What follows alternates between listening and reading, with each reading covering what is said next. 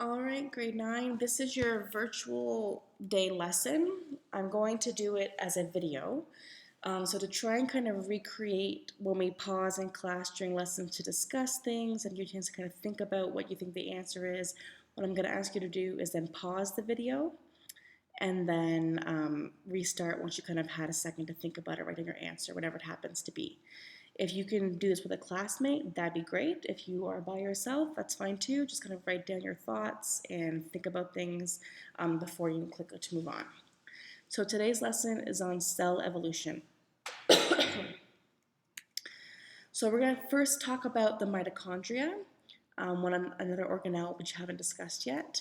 So mitochondria, the function of mitochondria is to change energy stored in food compounds, which tend to be really large, kind of long carbon compounds, like sugars, starches, that kind of stuff, into a form that is useful for the cell. And the cells use energy as ATP.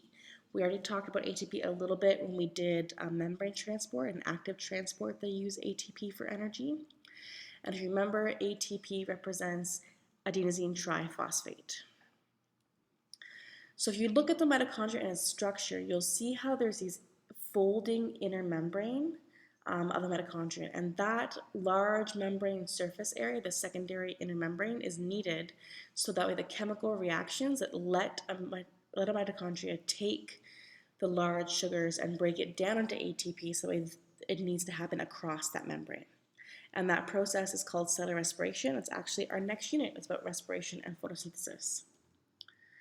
Most cells have hundreds or even thousands of mitochondria. Why do you think that is the case? Why is that necessary? Pause and take a minute to think about that. So hopefully you paused and thought about the fact that cells need energy to do everything, to move, to go through respiration, to transport proteins in and out, to do every single thing to be alive. A cell needs energy, and that energy has to be ATP. So we need a lot of mitochondria to do that. Notice mitochondria with the A at the end, with the IA, that is the plural form of the word, and mitochondrion is the singular form of the word. Okay, so don't worry about this diagram, okay? It's not you need to know at the grade 9 level, but I want you to notice, if you look in this diagram, you have here the kind of inner folding of the inner membrane of the mitochondria, okay? And then you have some part of the reactions of respiration are happening here across the membrane and some that are happening here inside. So if we look back here at the structure of the mitochondrion, here, inside this is called the matrix. It's like the cytoplasm of the mitochondria, and the cell reactions are happening here, and there's some happening on the cristae, these like projections of membrane inside the mitochondrion. So both are very necessary, which is why if you look at this diagram, you can see how we have some reactions happening here and some happening here. You'll learn about this in more detail, but not this much detail in our next unit. So let's see if you can identify an electromyograph here. So what structure is this? What structures in this organelle are there? Pause the video. So hopefully you noticed the cristae, the projections moving inward, and you noticed the matrix, kind of fluid in between of the mitochondrion. If you notice there's a double membrane here, right? We have an external membrane and the internal membrane that has those inward folds. Here's our classic cell we've been looking at again and again and again. Can you identify which organelles can you see here?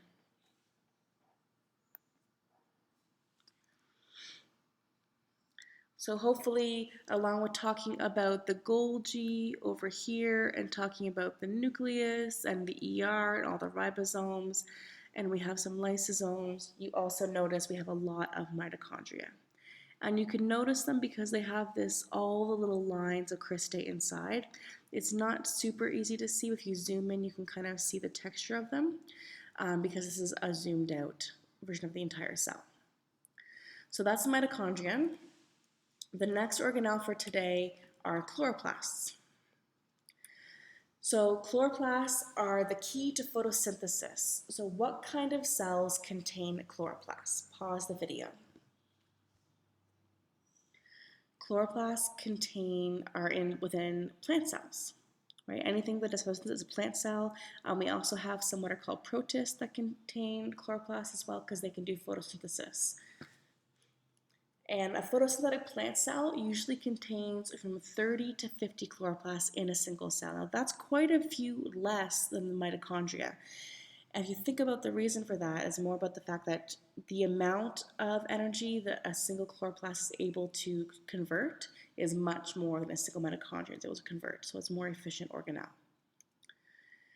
In the chloroplast, you have these little stacks, and an entire stack by itself is called a grana. So grana is the plural, a granum is the singular, and the gel material around the kind of cytoplasm of a chloroplast is called the stroma.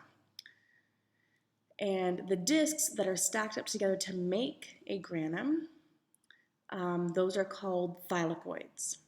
And inside the thylakoids is where you'll find the chlorophyll, which is the pigment that allows photosynthesis to happen, as well as other pigments for photosynthesis. So inside the thylakoids is the chlorophyll, and the thylakoids are stacked into grana, which are inside the stroma. Those are the three parts of chloroplast you have to know. The other ones in this diagram, don't worry about. Notice the fact that we have two membranes here as well. We have an external membrane and an internal membrane, just like we did in the mitochondria. This diagram shows you, kind of breaks down what chloroplast interior is at a molecular level. So inside, if you start looking at part A at the top left, you have the chloroplast, and it has the granum of thylakoids. Inside a thylakoid membrane, if you look at the diagram labeled B, you have all the chlorophyll. And the diagram labeled C is the actual molecular structure of chlorophyll. Again, you don't need to know this kind of level of detail in the 9th grade, but I don't want you guys to ever think that the level we're doing is the complete picture of how this works. We add on information year by year as you learn enough chemistry and physics and things to help you be able to understand all these concepts put together. Okay, so take a look at this. What structures can you recognize? Pause the video and take a look.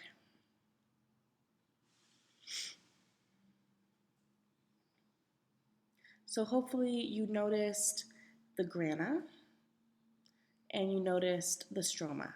And the grana are made of stacks of thylakoids, which are a little bit hard to see the separate thylakoids in this image because the quality isn't great, but you can kind of see the lines connecting them. Okay, so in this cell, what do you see?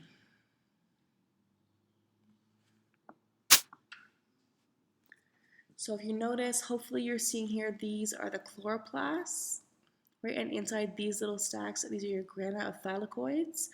You have a nucleus with a nucleolus, a nuclear membrane. You have here a giant vacuole that plant cells have. And these are all mitochondria. So plant cells have mitochondria as well as chloroplasts because they serve different functions. Okay? All right. So let's talk about evolution of cells here. How did all these really complex cells that we've been seeing and looking at all the organelles of, how did those come to be? Well, how do they exist in the world? Now that we've discussed them, you think about how they've evolved. So they came to be through evolution, through billions of years of slow evolution through natural selection.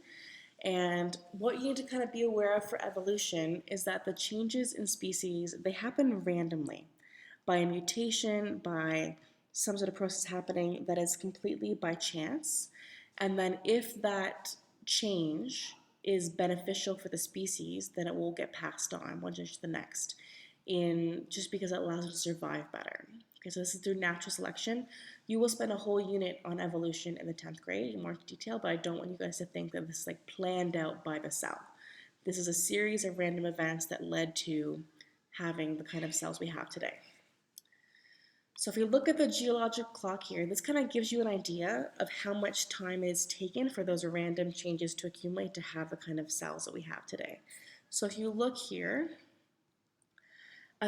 this shows the age of the Earth as a single hour, how we break down what things have happened. So if we look here, here's 4 billion years ago, and so we have at about not quite 2 billion years ago, the solar system and the Earth originated, they happened.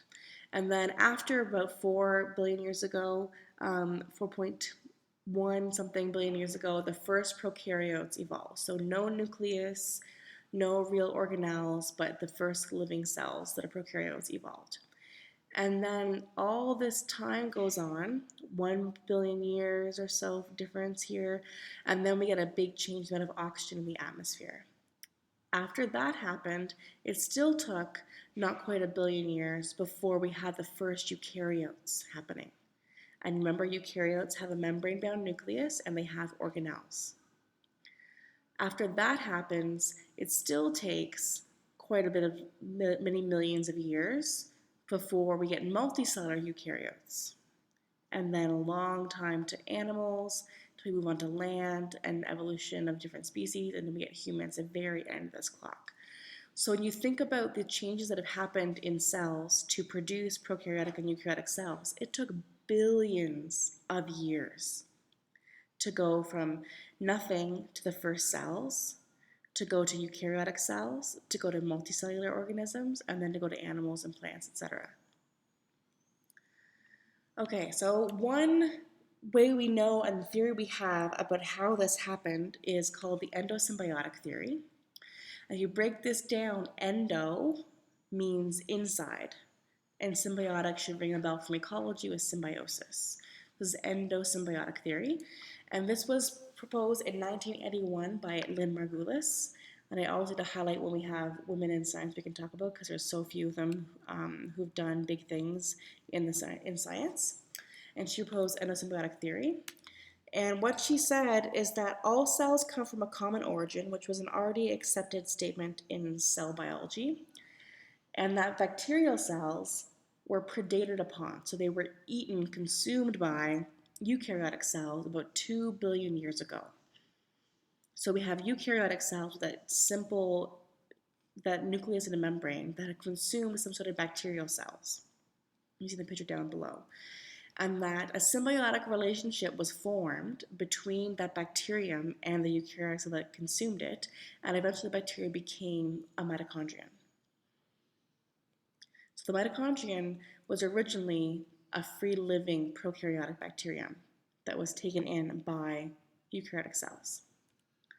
So if you look here, we see the diagram more closely. We have a simple eukaryotic cell, not a lot of organelles, just the nucleus and ER. And then a aerobic bacterium, so it means it can do respiration, gets taken in by the cell, and it eventually becomes the mitochondrion. Think back to ecology, our first unit. What is a symbiotic relationship?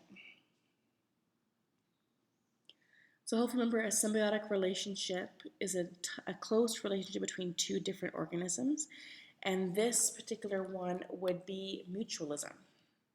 And this is mutualistic because the eukaryotic cell, it gains ATP production from the mitochondrion, and the bacterium gets protection and carbon compounds as the cell eats things. It gets those carbon compounds it can break down for energy, and it gets protection from the environment by living inside the larger cell. Again, this took billions of years to happen. This is not a quick process. So how do we know this? There's several pieces of evidence for endosymbiotic theory. The first one is mitochondria and bacteria are almost the same size. Look at the first picture here. The bacteria and the mitochondria are almost the same size. They have very similar membranes, and they both have the same kind of DNA. They both divide by binary fission. So if you look at this picture here, this is a mitochondrion that's dividing itself into two, just the same way a bacterial cell divides itself into two to grow. That's something very different compared to other cells. They divide independently of their host cells. So when the cell is going through mitosis to become another cell, which we talked about a little bit already, the cell doesn't control how the mitochondria divides. The mitochondrion divides itself. So whenever you need more mitochondrion, they will just divide and make more. They have their own ribosomes. The black dots you see inside the mitochondria, those are ribosomes. They have their own ribosomes. They can make their own proteins. They don't need the cell to do it for them.